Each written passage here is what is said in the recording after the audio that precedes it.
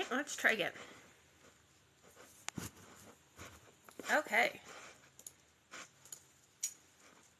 Hey guys. So, with updates with the Delphi murders of Abby and Lily, as we know right now, Richard Allen is behind bars for that. And the real question is, should he be? Or should there be someone else? And honestly, with how the Indiana police have handled this whole investigation, it raises that question. Because there was another innocent man that was put behind bars who was thought to be the killer and had 5 charges against him, which are now all dropped. But, nevertheless, his name has been dragged through the mud. You look him up. That's where he's going to show up as. And there could have been someone else that was involved. We're going to go over that today. And then I want to know what you guys think on this. Okay, so, consequently, there has been much discussion about the individual recently, Richard Allen, who, according to the counts entered by the Delphi probe, relatively early on. Nevertheless, it appears to be a bit more reversed than beyond suspicion. A person, by all accounts, approached a correctional officer soon after the bodies were discovered. So Richard Allen actually admitted, he was like, yeah, I was there that day. I was on that bridge. No, I didn't see the girls, but I saw them in the area. And he actually, matched the description of the man in the video. He was a short, perhaps middle-aged man, white person with a gun. Matched the description. And he came forward to police and said, I was there. I didn't see the girls, but I was there. So, first off, why didn't they take this seriously? That is one question. A second question I have here. So, they did go wrong, obviously, in this case. And there is actually some similarities to this case in this county. What about, the summer murders with Ian Huntley?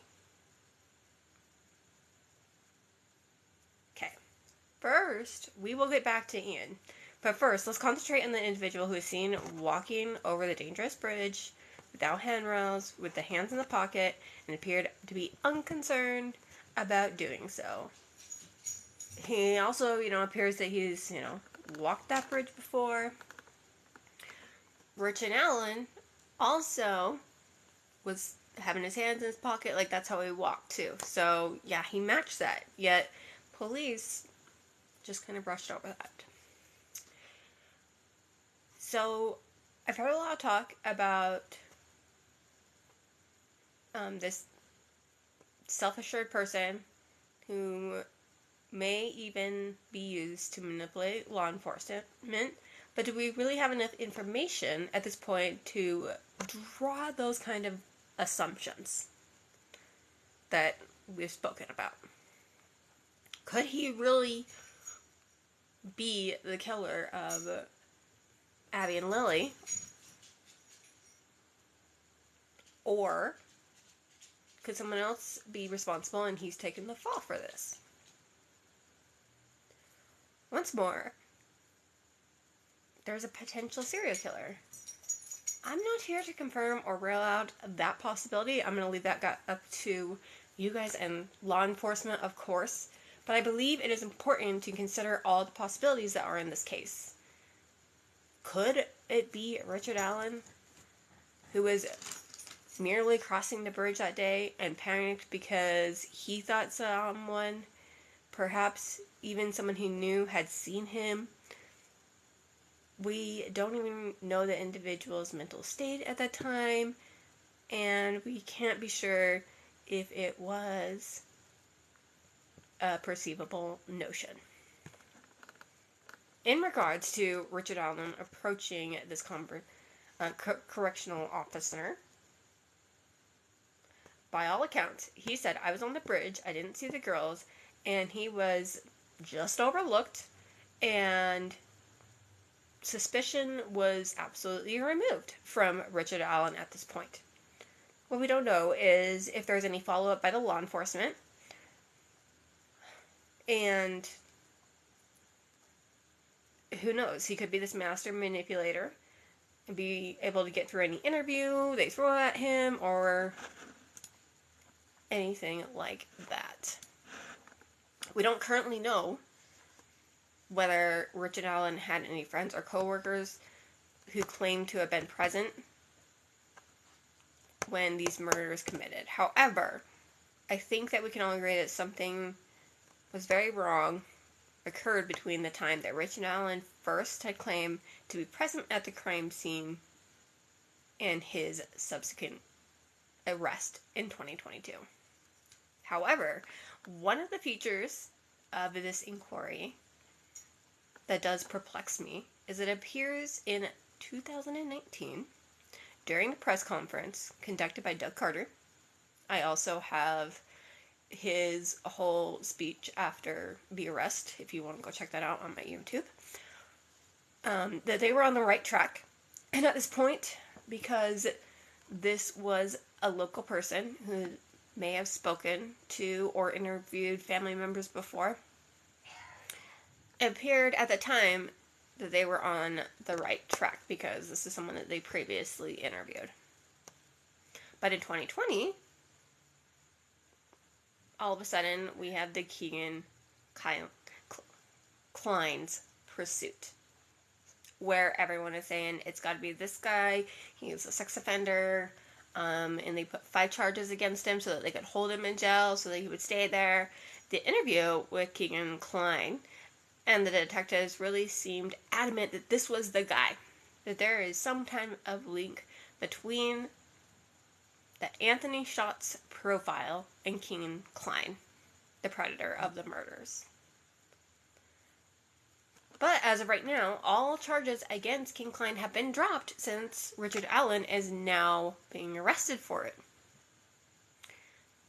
So, I mean, can I have 100% faith in these police if they're arresting one man and they're like, it's you for sure, and then now they're going to Richard Allen? No. I want to make sure that the right man responsible does take the fall. So, it appears from an outsider looking in, which is exactly what all of us are doing right now. He had come forward to the law that day, whether he was involved in the killings or not, and which we don't know, but he said he was on the bridge, and he did not see the girls. He had been ignored. He'd been cleared. And then, since he moved on, they moved on. And then they also looked into Ron Logan and Keegan Klein. So those were like their 2 mains that they were looking into in 2009 with their 2019 press conference, where they claimed they had an interview with this man. They said he was local and familiar with the area. They said he's hiding in plain sight. Do you mean like 2 miles away from the bridge? Do you mean someone who has actually come forward to you and said something? He was there that day? Because to me, you know, he said, yes, I was there. And so what is he referring to at this point? They moved on with Keegan Klein, with the whole Anthony Scott's profile. And so they thought that there was a deeper connection with that. Okay, so now we're all caught up. Hey, how you doing? Okay. So we're going to go ahead, we're going to circle back to Richard Allen, the resident of Delphi. For me personally, one of the most interesting words in that Wish TV article regarding Richard Allen coming forward to the officer is the usage of the word unfounded. The report was deemed unfounded. Did they think someone was simply inserting themselves into the investigation for the sake of popularity? Considering how small the community is, it's not out of the question for the local to come forward and put themselves in the spotlight. Like being like, I was there, but I didn't see the girls. However, you know, maybe he missed them. I mean, it could be it's not out of the question, but just to be like, okay, goodbye, I don't know, kind of seems odd.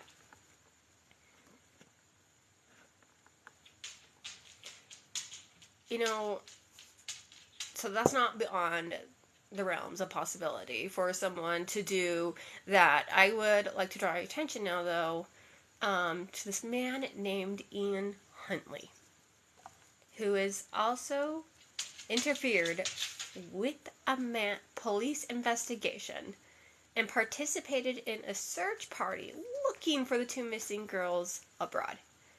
It was Britain's biggest manhunt ever, with hundreds of police officers volunteering, concentrating on the peaceful village, and I'm probably going to say this wrong, but of Soham in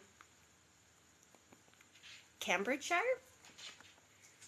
And this is the Holly Wells and Jessica Chamber case, both 10 years old, that had disappeared on their way to the neighborhood sweet shop. And according to Ian Huntley, the college caretaker, who was reported the last person seen to see these children in good spirits. Ian Huntley had placed himself in the center of the search for Holly and Jessica. But what did his interview show? It showed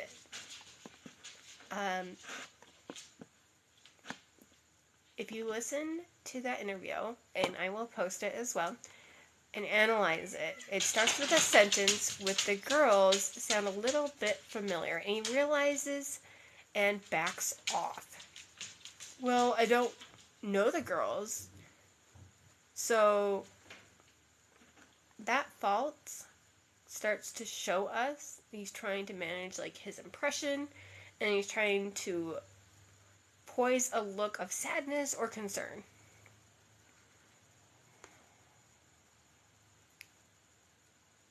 And one of the detectives said that this is what happens when you try to act concerned and when you're actually unhappy. As seen as perfectly matched eyebrows, really upbeat, chatty indicator. One of the deceptions is, in fact, describing the girl as chatty and happy while neglecting to remove the sad expression from his face. Indicators 2, and notice a slight head shake, which they believed is seen as a gesture leakage from the shoulders, which is raising a few millimeters on the right, conducting more of a positive affirmation that he's making.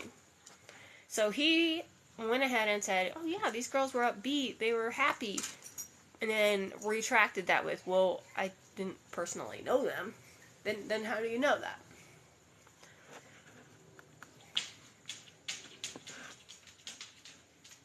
And his arm was moving very slightly.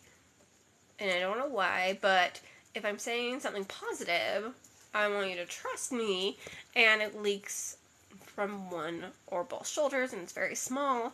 Then there is another body movement, which is questioning.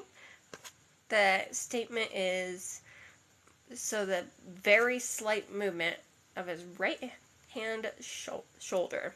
To give you some background on the Delphi and perhaps comparison, Ian Huntley was another person who interfered with the police investigation and was there looking for the children. He was a member of the search team.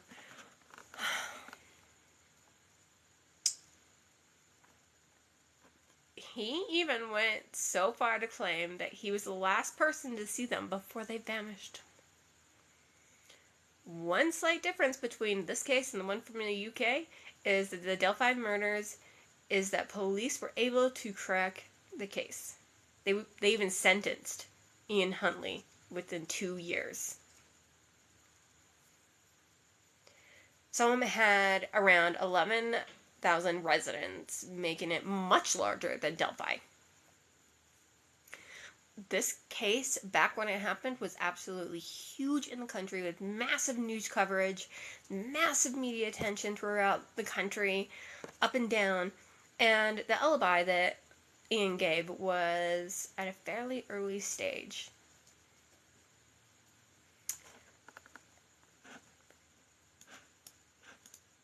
And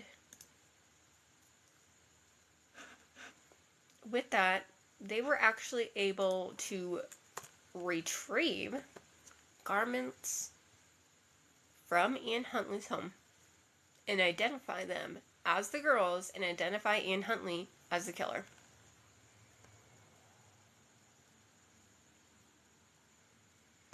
And real quick, so I'm just going to read a brief passage from Wikipedia that clarifies this in more detail. After having participated in the hunt for the missing children, Huntley frequently questioned police officers about their investigation, including how long DNA evidence could last before deteriorating.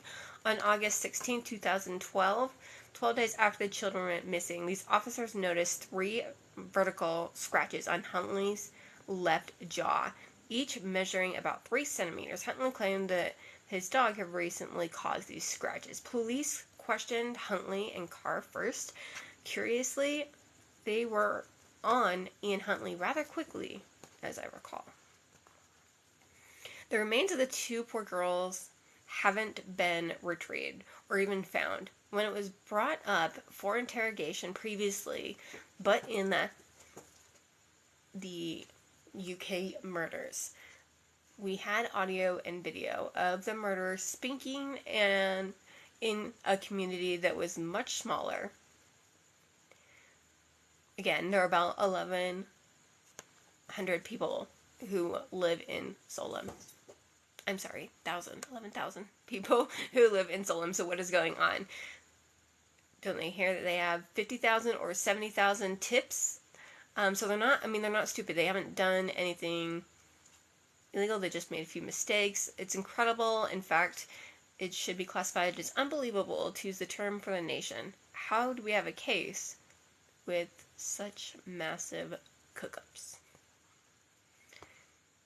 Where this crime occurred, there was almost 2 or 3 times as many people as there are now. There were almost 2 to 3 times as many residents. Within 12 to 13 days, even discovering the bodies, the killers were apprehended. Within 2 years of his sentencing, he already completed the trial. Nearly 6 years later, we are now learning the details about someone who lived nearby. I wholeheartedly agree to use the terms like net and saying, like,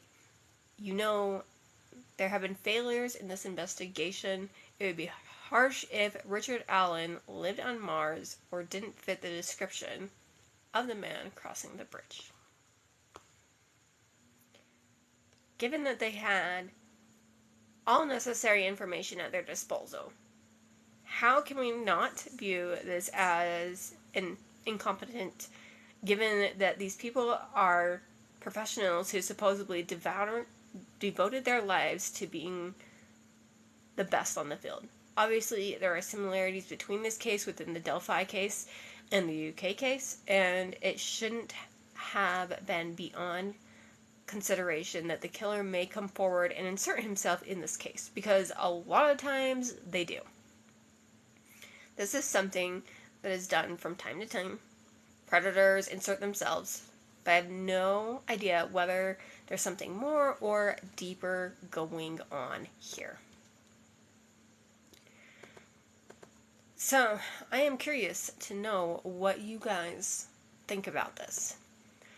And when I was doing this, I looked into Ian Huntley a little bit. I want to see, though, when he was released.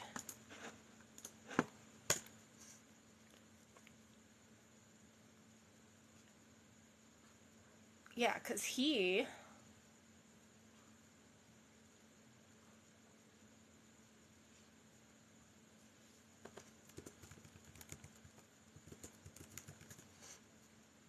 ...2011. He was released in 2011. Which to me is disgusting. That you are going to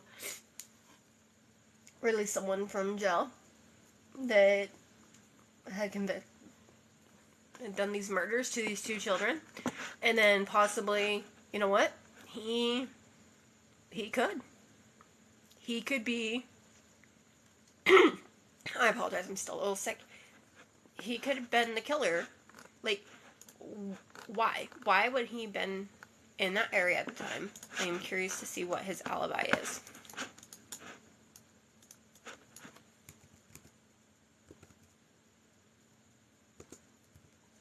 Because he was at the search for the Delphi.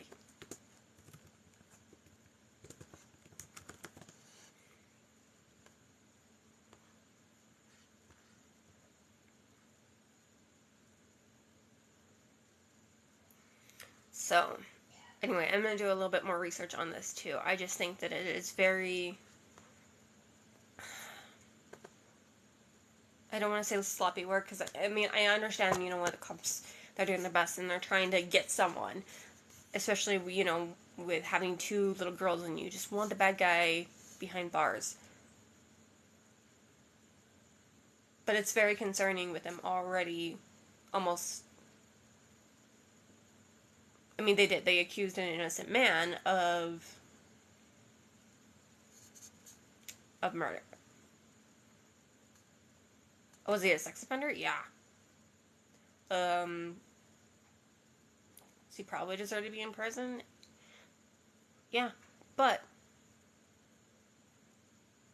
there's no justice for these little girls if you're going to put the wrong guy in jail for what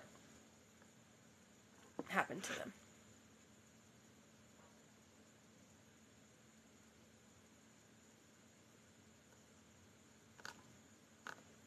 Okay. Alright. I appreciate you guys